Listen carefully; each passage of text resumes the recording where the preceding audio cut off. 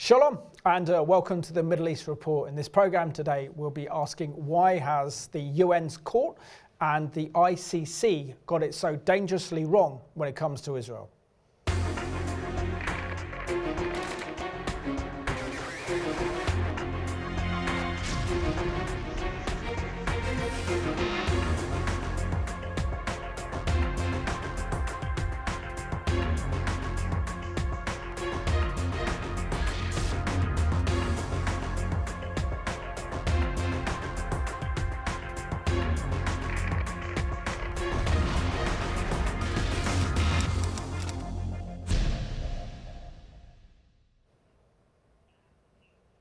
Well, welcome to the programme, and today's special guest is all the way from Essex. He's a regular on the Middle East Report. I haven't seen him in a while, so it's great to see you. Peter Baum, who is the foreign editor of the weekly Blitz. Great to see you back on the programme, Peter, and I know that you've had your own health battles to battle against, so praise God that you're here and you're making a full recovery. Thanks very much, Simon. It's a pleasure to be here as ever. Looking forward to this interview. Yeah, and do you want to share with our viewers as well, because you've just had a cancer scare and you're just coming out of that, so share with us a little bit about the struggles you've had in terms of health. Well, the surgeon's skills obviously pulled me through, but I have to tell you, Simon, prayer is a very powerful weapon when it comes to some of the traumas that myself and my family have been through. So, and it's here today through, as I say, the skills of the surgeon, and I believe the power of prayer. Amen. And you've also got to pray for your eye as well. Yeah, but that's a minor problem compared to what we've been through recently. Wonderful. Well, it's great to have you back on the programme, and so pleased that you're well as well. Thanks, because Simon. you bring so much insight that we actually need. But share with us where you were on October the 7th, Peter, and also your thoughts on the horrors and the evil that unfolded that day, where over 1,200 Israelis and foreign nationals were murdered on that day, 6,000 to 7,000 injured and critically injured, and then of course 250 taken back to the hellhole that is Gaza, and many of those poor hostages are suffering in the most horrendous conditions. So share with us your thoughts where you were and when did you first become aware of the horrors that were taking place in southern Israel back on October the 7th? So I'm a regular attendee at my local synagogue. I'm not what one would call a strictly Orthodox Jew, so when I woke up, I boil up a kettle of water for a coffee and I switch on the TV to look at what's going on in the world. And that Saturday morning, I awoke to the news that hadn't quite been confirmed, that there'd been an incident in the southern part of Israel. And watching the news unfold, it was clear that an atrocity of the most demonic proportions had occurred. I watched and watched, and as each minute unfolded, it was apparent that this was, for us, what I can remember when JFK was assassinated and when the Twin Towers happened, and this would be a day, October the 7th, that will forever live in all our memories. I watched, and then time was getting on. I went to the synagogue and met with friends, some of whom, like me, not strictly Orthodox, saw what was happening, but to the members of my more Orthodox colleagues who were at the synagogue, when we told them what was happening, they were in deep shock, couldn't understand what was going on, and we prayed. And of course, when we got back, more news came out, and as it unfolded, it was an event that is unparalleled in the history of Israel. Of course, they've been at war, but this terrorist atrocity was the worst event, clearly, for Jews since the Holocaust. Absolutely. No doubt about it. Absolutely beyond horrific. But personally, how are you? How are your family, and how is the community in Essex with this unprecedented rise of Jew hatred that we've witnessed not only in this country but around the world since October the 7th? Right. For years now, my own community, when I go to my synagogue, we have a gated entrance and guards on the doors. And that was pre-October the 7th.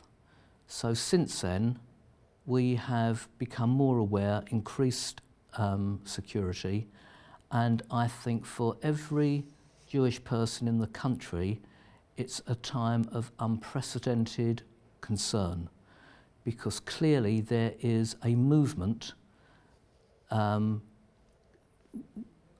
which comes from two sources, in my opinion. One is from the extreme Islamist bloc, and the other is from the extreme left on British politics. And both of those are very well organised groups, and they make the case that being anti-Zionist or anti-Netanyahu or anti-Israel is not anti-Semitic. But we know that it is, and it facilitates anti-Semitism, and we have very few people to counter that. Social media is awash, it's inundated with Jew hatred.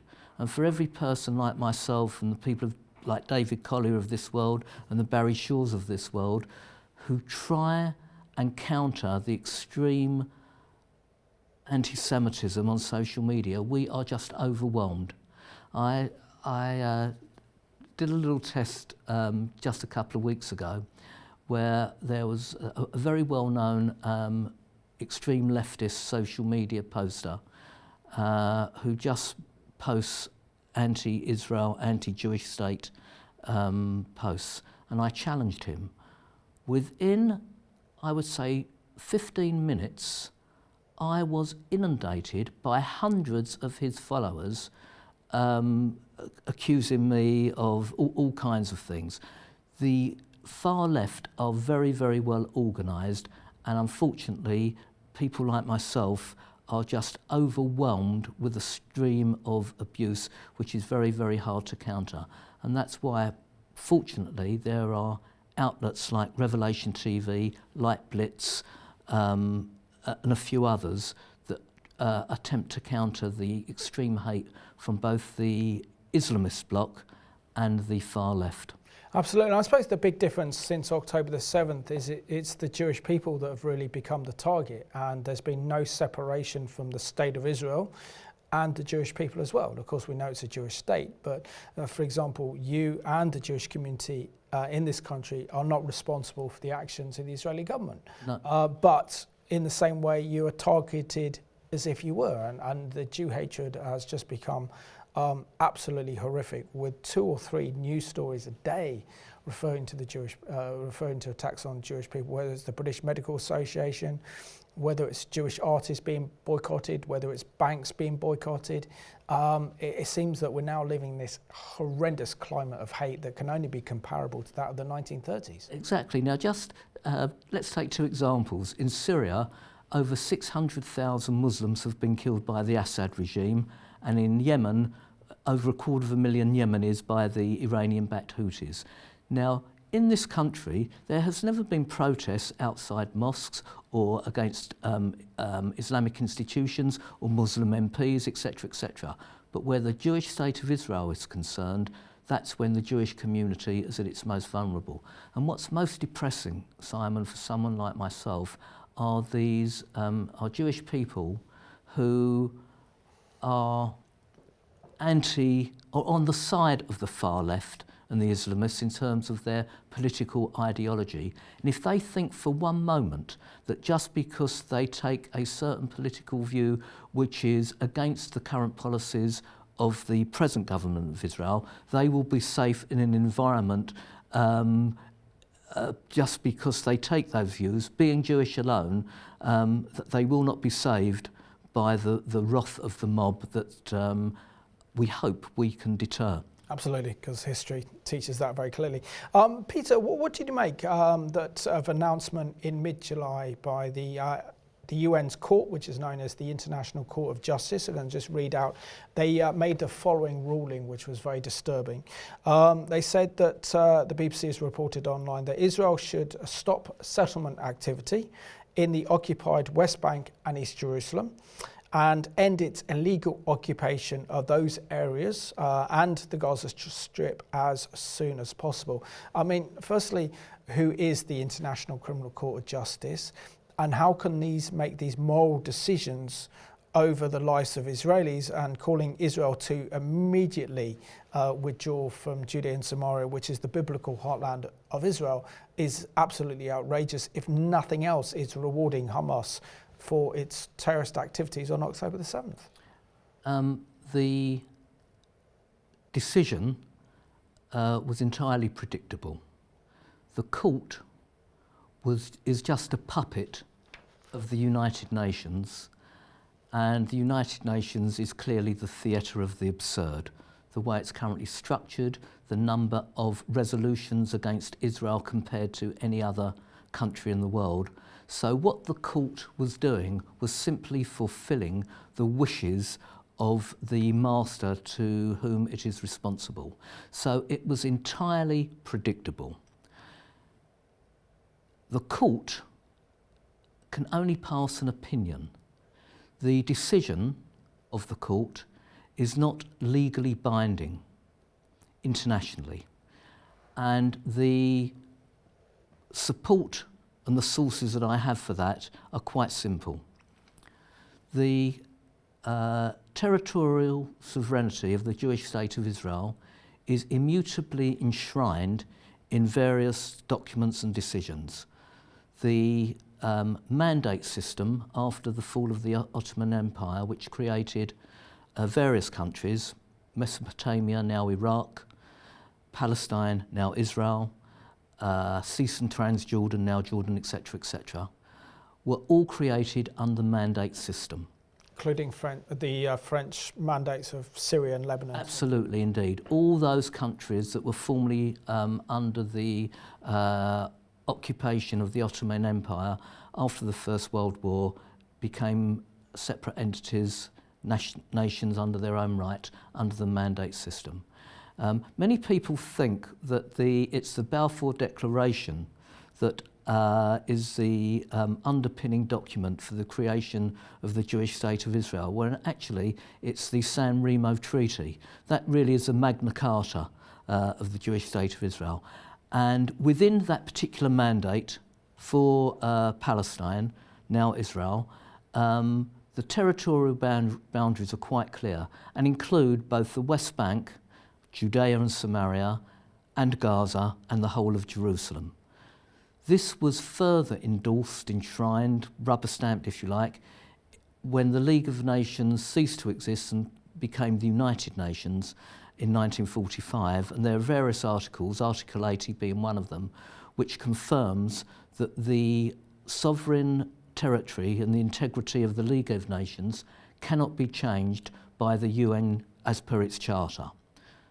Underpinning all that, if that were not enough, there are three very important internationally legally binding principles. Acquired rights, estopel, and uti possidetis juris. I could go into each one of them and bore your viewers about that, but basically what those three principles are underpinning are the sovereign territorial rights and integrity of the Jewish state of Israel, which include, I repeat, Judea and Samaria, the whole of Jerusalem and Gaza, not the Golan Heights. The Golan Heights are part of Syrian sovereign territory, but Israel does not illegally occupy Golan, as many of as the media will tell us. And the reason for that is simple, is really simple, and that's because Syria is still officially at war with the Jewish state of Israel, and because of that reason alone, Israel is legally entitled to occupy Golan. No, absolutely. And of course, Israel's extended its sovereignty into the Golan Heights, which is a strategic barrier. And if it wasn't for the Golan Heights, then the Syrian civil war would have reached Israel's borders by the Sea of Galilee and Tiberias and endangered many of those communities in the north. And of course, we have ISIS there as well. So the situation is far worse. So actually, the Israelis having the Golan Heights is an incredible source of stability in a very dangerous region. But what do you also make of earlier this year when the International Criminal Court actually announced that Israel's activities in Gaza amount to genocide? And again, it's so easy to brand this term around that Israel's committing genocide when the reality is the genocide was committed by Hamas on October the 7th. The evidence is all there, the mass rapings, the mass killings, the mass burnings, the executions. That is all genocide. And yet it seems to be that Israel is the one in the dock being accused of genocide by the International Court. So again, the court achieved its objective, which is an anti-Jewish state agenda. And Israel's opponents throw around terms like apartheid, genocide, illegal occupation. We will hear this all the time because it's part of the collective weaponry that will be continuously used against the Jewish state of Israel. Now, when we talk about genocide, as I mentioned before, 600,000 deaths in Syria, 250,000 deaths in Yemen. No one calls the Syrian or Yemeni regime genocidal regimes. We have figures only from the Hamas Information Bureau that 38,000 people have been killed. Let's just reflect a minute. Since 1948, the Palestinian population supposedly has increased from 600,000 to 5.7 million. To any reasonable, morally decent person, that's not a genocide. The Jewish population is still to recover from its pre-World War II And how many of those are terrorists? How many of those are terrorists in the Hamas's own statistics? I mean, virtually probably 2/3 of them probably are. Of course, we don't know that because all the Palestinians killed in Gaza are women and children. We have no, according to the statistics we get out, we have absolutely no idea what the number of operatives, Hamas operatives, terrorists, have been eliminated. So let's have a look at this excellent report published by the Israeli Foreign Ministry looking at the accusations made by the International Criminal Court that Israel is committing genocide and also a response by the Israeli Prime Minister Benjamin Netanyahu. In the midst of recent events, Hamas's allies have chosen to bring a case against Israel at the International Court of Justice. But let's take a closer look. The aggressor here isn't Israel, it's the terror organization Hamas. On October 7th, Hamas viciously attacked Israel, leaving 1,200 dead and hundreds kidnapped.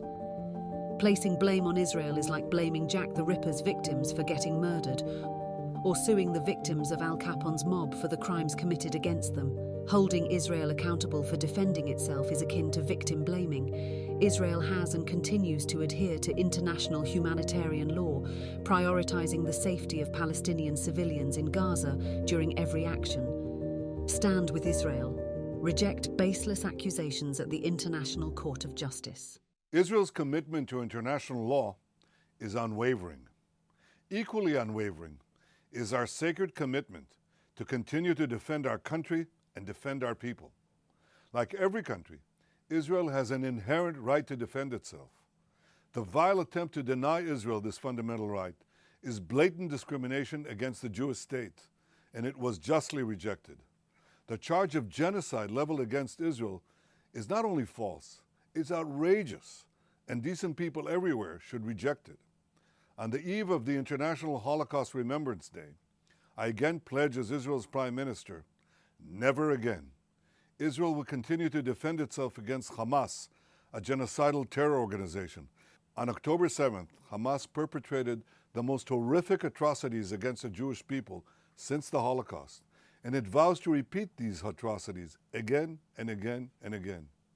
Our war is against Hamas terrorists, not against Palestinian civilians. We will continue to facilitate humanitarian assistance and to do our utmost to keep civilians out of harm's way, even as Hamas uses civilians as human shields. we will continue to do what is necessary to defend our country and defend our people.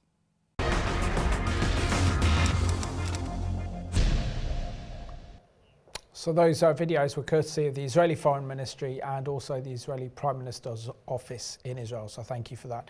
And Peter, I have to ask you, I mean, this is so ridiculous, is that the UN's own court, the International Court of Justice, actually say that the Jewish settlements in Judea and Samaria are illegal. But how do you say that there can no longer be any Jewish homes in Judea and Samaria, which is the biblical heartland of Israel, when the very word Jew comes from Judea? I mean, like, what kind of world is the UN's High Court actually living in? I obviously don't know their history, know nothing about the Bible, and know nothing about contemporary facts on the ground. Again, Simon, I go back to what I said before. Both courts achieved their objectives, which the way that the UN is structured makes it impossible for the Jewish state of Israel to be treated with fairness. We have blocks of Arab Islamic countries, perhaps 40 or so, maybe 50, who are using their power and wealth to determine the voting or forcing corrupt African nations to vote with them. We're seeing all over the Sahel region atrocities being committed by Islamists on non-Islamic Africans, indigenous Africans, and neither the UN nor their courts are ever going to impose the same kind of harsh realities that they impose on the Jewish state of Israel. So the UN, as it's currently structured, is going to continue to be ideologically committed to demonising the Jewish state of Israel in much the same way that South Africa was demonised in the days of apartheid. In Israel's case, this is so unfair because, as we know, the population of Israel is something like 9.5 million or so, of which over a quarter are non-Jews with full equal rights. Anyone who's been to Israel will know that no apartheid doesn't exist, and the way that Israel is treated, to say is unjust and unfair is a complete understatement, but this is the way the United Nations behaves and will continue to behave, and the theatre of the absurd, which is in the United Nations, either needs restructuring, changing, which isn't going to happen, but until then, the Jewish state of Israel will always be treated as a pariah state, and that's the world we live in, unfortunately, Simon. It's good old-fashioned anti-Semitism, which has been going back for millennia, and Israel is at the forefront of challenging that anti-Semitism emanating from the United Nations. It's just one of those things that I'm afraid we will have to accept, never change, but all we can do is challenge. And Peter, I think it's important to actually make this remark that effectively the UN Court, the International Court of Justice, is so aligned to that of the Palestinian Authority, so aligned to that of Hamas, that they actually want that whole area to be Judean-free. Essentially, no Jewish people are able to live or to work in the biblical heartland of Israel. And of course, this is where we get the incredible stories of David against Goliath. This is where the Ark of the Covenant rested in Shiloh. And having been up to Judea and having been in Samaria, known as the Shomron, you cannot escape the fact that the Bible becomes alive here. This is the spiritual and the historical heritage of the Jewish people, and you are effectively denying Israel that and the Jewish people that. But to say that no Jewish people are allowed in their ancient covenant homeland is beyond sickening. So just share with us why the UN, for example, are buying into all the lies and the myths put out and peddled by the Palestinian Authority in its war against Israel. So when you go back in history, and even to the biblical days, you will see at various stages there have been external entities that wish to destroy Judaism. We've seen it from the Romans, the Greeks, the Babylonians, the Persians, the Crusaders, the Nazis, and now we have the UN. And if you think the UN is any different to any one of those entities, those kingdoms, those creations that through history have tried to dilute Judaism, exterminate Judaism, the UN unfortunately is no different. We've just got through one of these stages, and Judaism, because of its biblical connections, its links, and because of the power of the Almighty, will see through this. The UN will just be treated as another one of these creations that tried and failed to dilute the Jewish people and Judaism from its indigenous homeland. Many of us are challenging it, and we will see it through, not in our lifetime, I'm sure, but in generations to come. Yeah, I just want to read out a little bit more from this, actually a very good article in the BBC talking about the International Court of Justice. They said the ICJ also says that Israel is in occupation of Judea and Samaria, and it's illegal under international law. When Israel's rights to this land were, obviously you mentioned earlier in the programme, were given to Israel during the League of Nations, known as the San Marino International Conference in 1920. The Jordanians have also relinquished any territory or claim to Judea and Samaria, in which they occupied it from from 1948 right until 1967, when East Jerusalem was divided between the Israelis and the Jordanians. And now we're seeing, for example, that there have never been existed during this period an Arab-Palestinian state in this territory. So how is the ICJ coming to these conclusions? And where's that influence coming from? But that's the big one, because they're not looking at this objectively. They're not looking at historical facts. They're not looking at legal documents. They are purely taking the Palestinian narrative and then concluding on it, because no doubt of pressure from other Islamist countries, but there is no clear objectivity on behalf of the International Court of Justice. Yeah, it's you're absolutely right. They are not looking at history, they're not looking at legalities. It's purely an ideology that's giving them the momentum to make these absurd decisions. What's particularly frustrating though, Simon, is I've come on this programme and I think simply and briefly explained what the legal position is. What astounds me is that even within the cabinet of Netanyahu, there is no one making similar sounds or challenges. We have a number of pro-Jewish activists globally who are espousing the same logic that I'm espousing on your programme, but I must say the public relations of the Jewish state of Israel has always been poor, but it's never been as important to improve as it is now, and I think they're failing the Jews globally, because we are suffering because of the inability to challenge the powers that are making these absurd decisions. Well, firstly, I know where your sentiment is coming from, but I also think that's a bit harsh, primarily because our mainstream media will not carry Israel's narrative.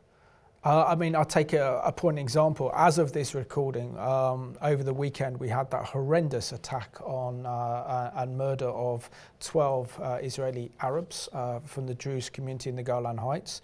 And the BBC report that of not actually mentioning the fact that these were Arab children, didn't mention these were Druze children, just mentioned that they were people killed in a militant attack by Hezbollah. So when you present the facts and the evidence is there, sadly our mainstream media don't want to pick up on that.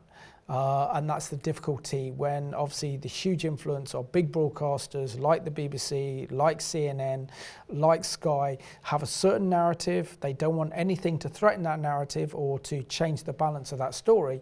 And so it's very difficult for Israel to get a message out. That's why it's so imperative that Israel does have the I-24, which is an English news channel, to convey what's happening in Israel, to give an Israeli perspective and to tell the Israeli narrative, because no one else is going to do it. We do it on this program because we love Israel and we love the Jewish people, and I think this is truth and it's imperative that we do this, but not many other media broadcasters are going to be that generous, I'm afraid.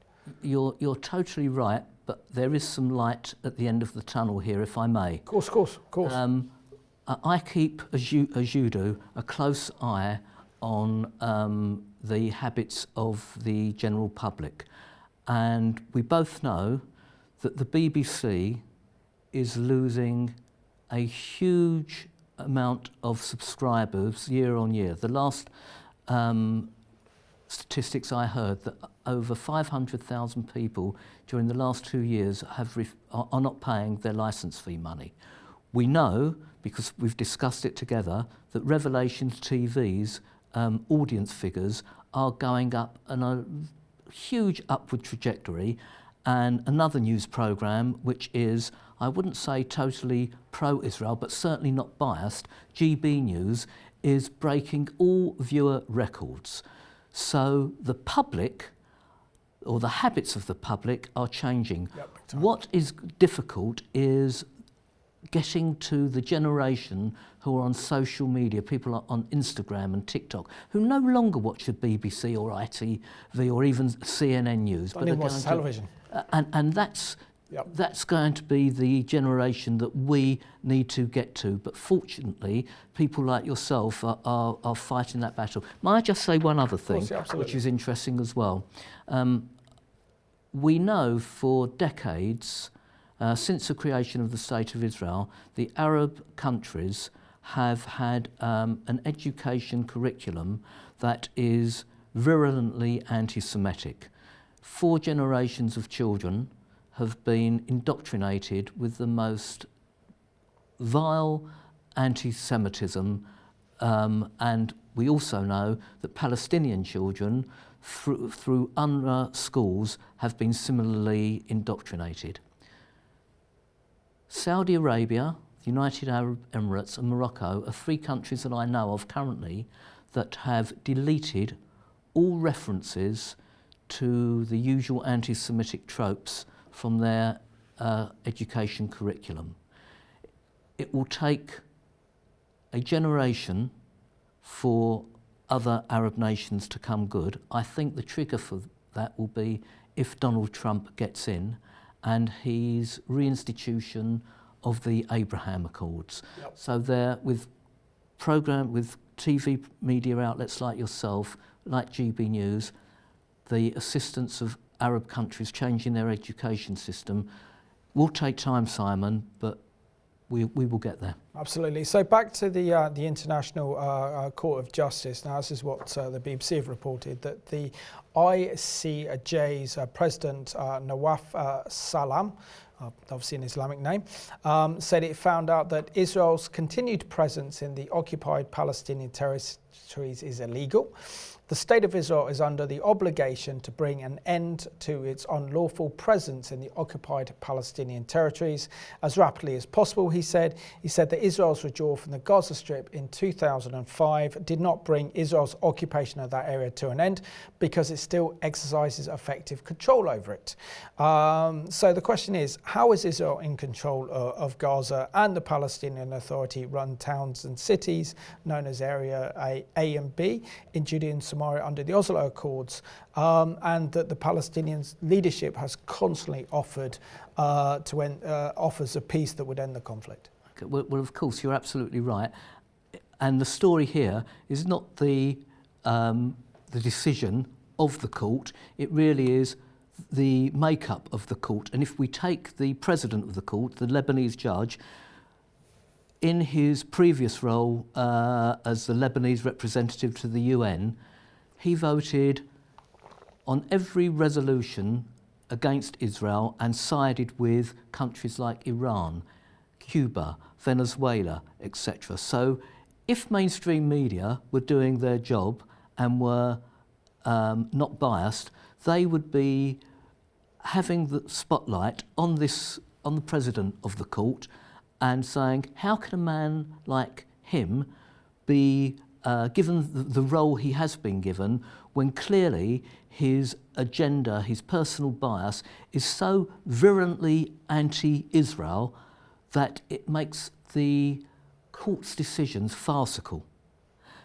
When Israel left Gaza, she did so, we saw the pictures of the Israeli army fighting their own people, tearing down greenhouses, bulldozing buildings, etc. And Israel did that in the hope that she would gain peace with the Gazans. And all she received was rockets.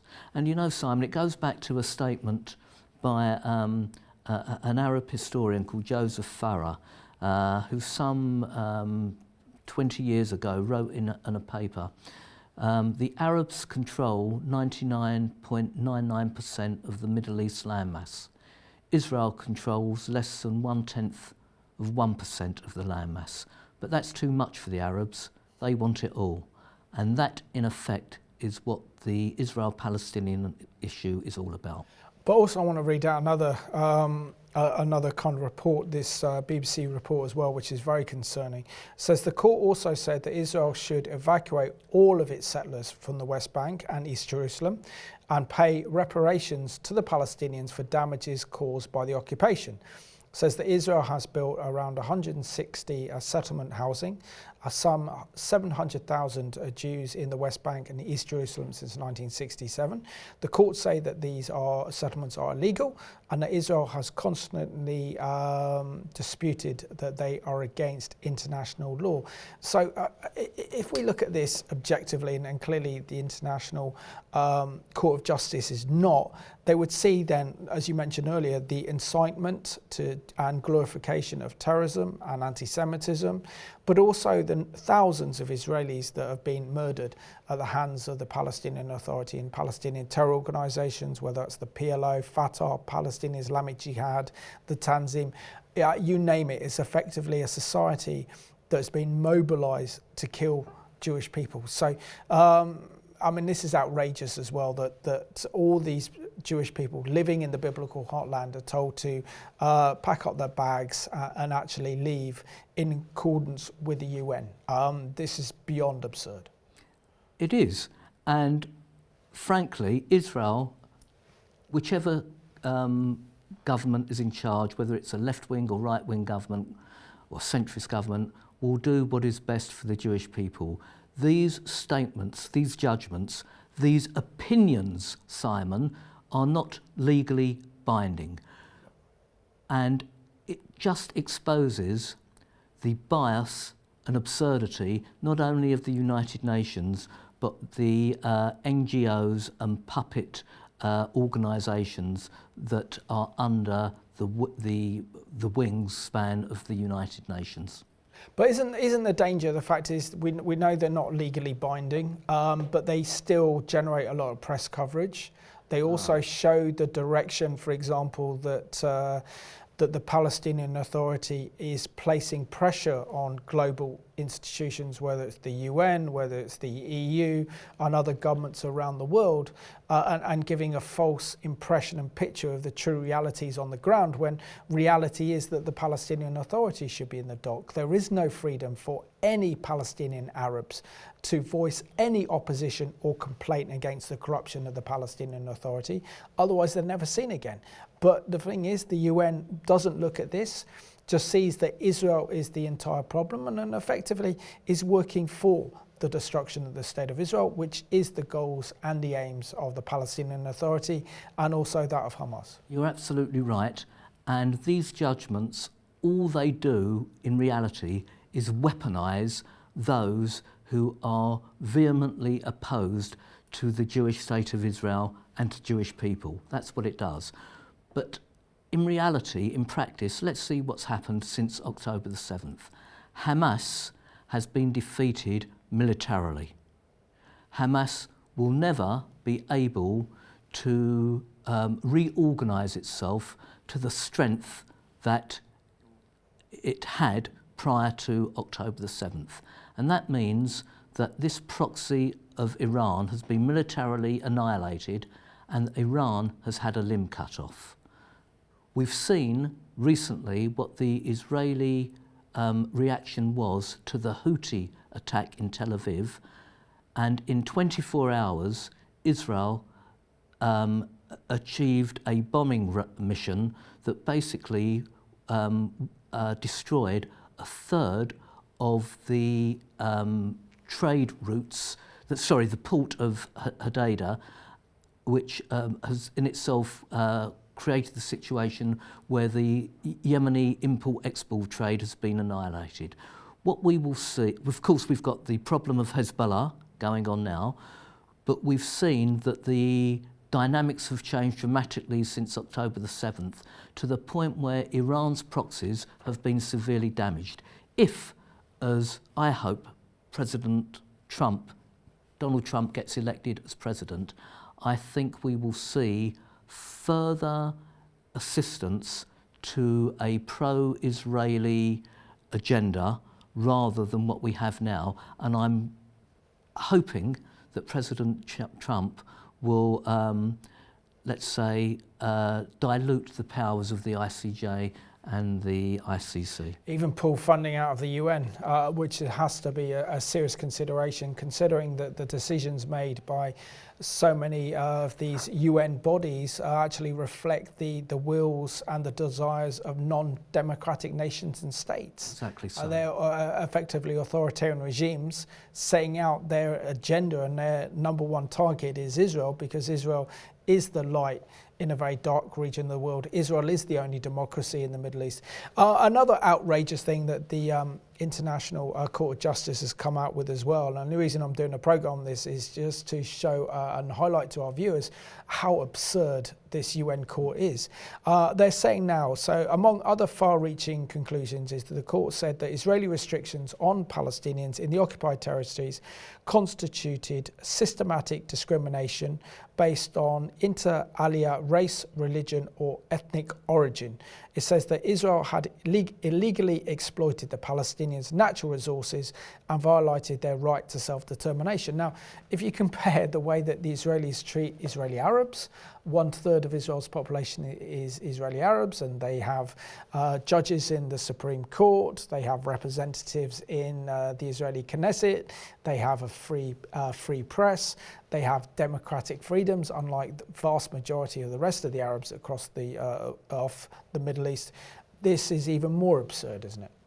The UN and the courts under its jurisdiction are behaving similarly to the way a black man would be treated in Alabama in the 1920s. This is what's happening. And one can only hope that within the next 20, 30, 40 years, who knows how long it will take, that these institutions that are currently making these biased decisions promoted by an anti-Jewish state agenda will no longer be in existence, or if they are in existence, restructured accordingly, because these decisions make no sense historically, legally.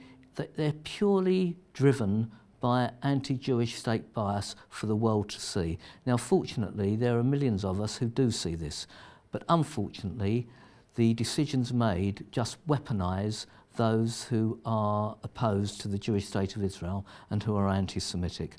That's where we are. And Peter, share your thoughts on the other international court, which is the International Criminal Court of Justice, in wanting to actually bring legal prosecutions against the Israeli Prime Minister. And of course, you mean the International Criminal Court? Yes, the International Criminal Court. Yep, sorry, the International Criminal Court, or the ICC, wanting to bring prosecutions against the Israeli Prime Minister Benjamin Netanyahu, his defense minister as well, for alleged war crimes, which is horrific. We've known about this most of this year, that this is the action that the ICC are wanting to take against Israel.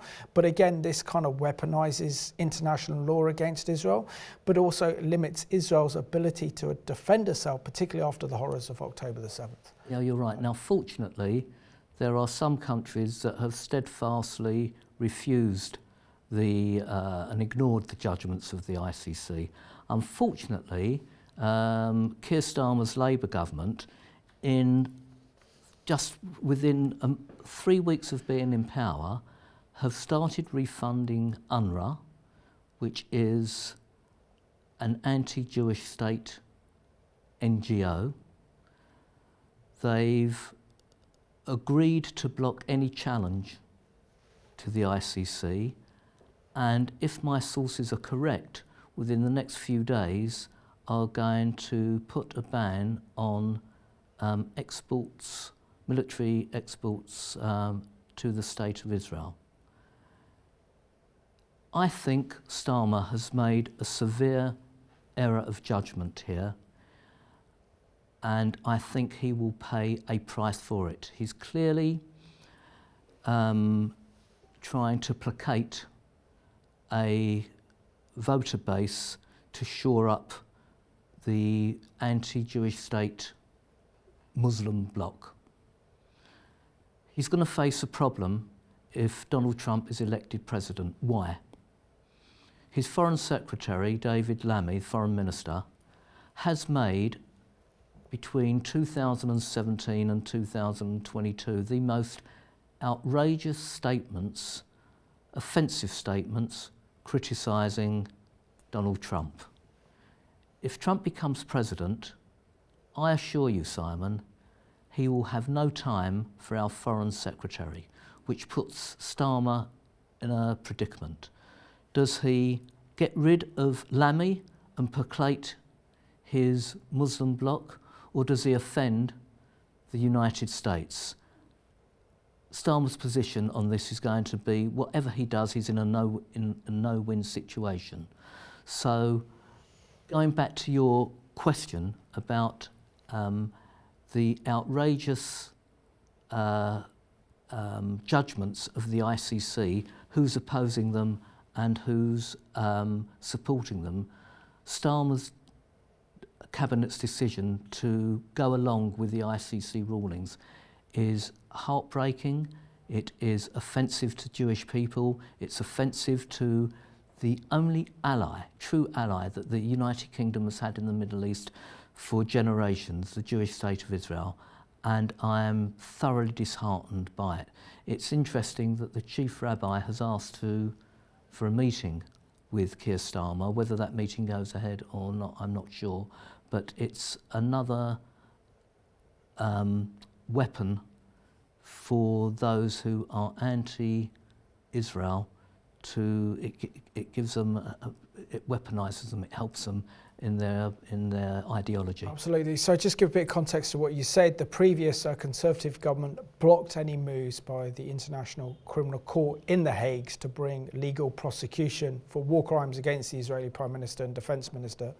But effectively now, as you mentioned, Keir Starmer's new Labour government has announced that they are going to lift those restrictions, meaning that they will not submit any opposition to the ICC wanting to bring war crimes against the Israeli Prime Minister. So the practicalities of it is that the Israeli Prime Minister will never be welcomed in this country, because if he is, he could be arrested.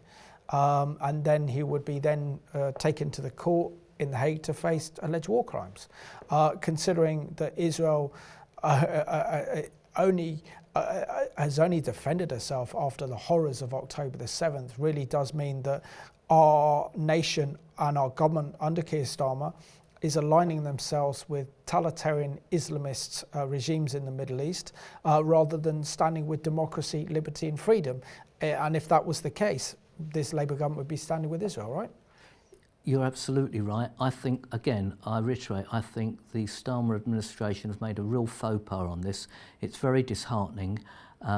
it's difficult to see how they can row back from that, unless, of course, Netanyahu is no longer in office. That's the only way. Now, that could, in effect, happen, let's be realistic, within the next 3 to 4 years, in which case it lets Starmer and the UK government off the hook. But until that time, it's completely disheartening, and I think the Jewish population in this country feel very aggrieved by this decision that the Starmer cabinet. Absolutely, and this is especially upsetting and distressing because Keir Starmer in 10 Downing Street once a week, every Friday night, observes a Shabbat meal with his wife, who's Jewish, and his family and his children partake in the Sabbath rituals and blessings. And you would have thought that that would have given him an understanding of how the Jewish community feels, and the fact that 90%, if not more, of the Jewish community are fully behind the state of Israel because it's the one and only Jewish state in the world. They would actually realise that this is integral to the future survival of our nation, because we know in Genesis 12, 1-3, it says, I will bless those who bless you and I will curse those who curse you. And it would seem, from all the evidence so far in this early days of this new Labour government, that they're hell-bent on cursing Israel, which doesn't look good for them, and it doesn't look good for our nation, and doesn't look good for our special relationship with the state of Israel. He has overridden and defined what he truly is about. And irrespective that he may attend synagogue, Yep. and he has a Jewish wife, he has completely kicked that into touch and made a judgment which is truly nauseating and bordering on the morally indecent. And Peter, as passionate supporters of Israel, both Jews and Christian and others, how do we make a stand against this? Because firstly, you know, we see with the UN's High Court, it's just beyond the ridiculous and absolutely incomprehensible what the International Court of Justice is proposing, and also the International Criminal Court in The Hague as well, to bring alleged war crimes against an Israeli Prime Minister and Defence Minister. Their only crime is that they're defending themselves, and they have no other option but to destroy Hamas in Gaza that poses an existential threat. Knowing that the Middle East is such a dark and dangerous region of the world, these international bodies are determined to see that Israel is destroyed, aligned with the enemies of Israel, such as the Islamic Republic of Iran, Hamas, the Houthis, Hezbollah, and others who want to see Israel's destruction. Okay, so going back to your question, TV channels like yourself, my own publication, Blitz, certain countries like Argentina, and other supporters of Israel have to stand up and be counted as never before. Unfortunately, at the moment, there is an overwhelming majority of those in the anti-Israel bloc who are making those challenges ever more difficult. But I came into this programme telling you about how strong the power of prayer is. Oh, yeah. And frankly, Simon, along with what we're doing on a day-to-day practical basis, if we continue doing what we've been doing for millennia, the Jewish people and the Jewish state of Israel will overcome all these obstacles. Always have done throughout history. You don't see many Egyptians or Babylonians walking down the streets anymore, do you? So we know that they will end up in the dustbin of history.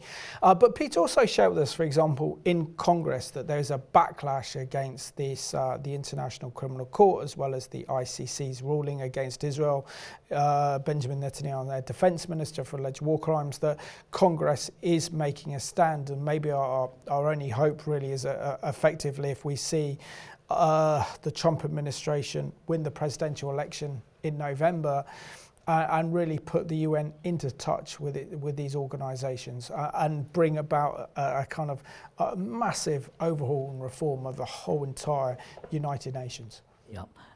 If what we see in the United States at the moment pans out, it looks as if Donald Trump will win in those swing states, which is absolutely necessary for anyone to become president.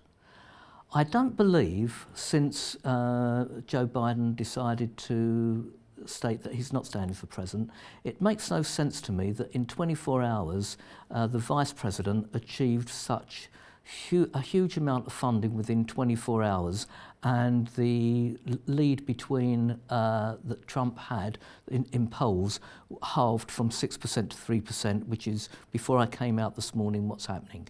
It doesn't make any sense to me that in those 72 hours or so that's happened. I think the way it looks at the moment, Trump is too far ahead for it to be pulled back, because those swing states will vote not what's going on in the Jewish state of Israel or what's going on in Ukraine. They will first only vote on economic grounds, and it looks as if that the Republicans will win it.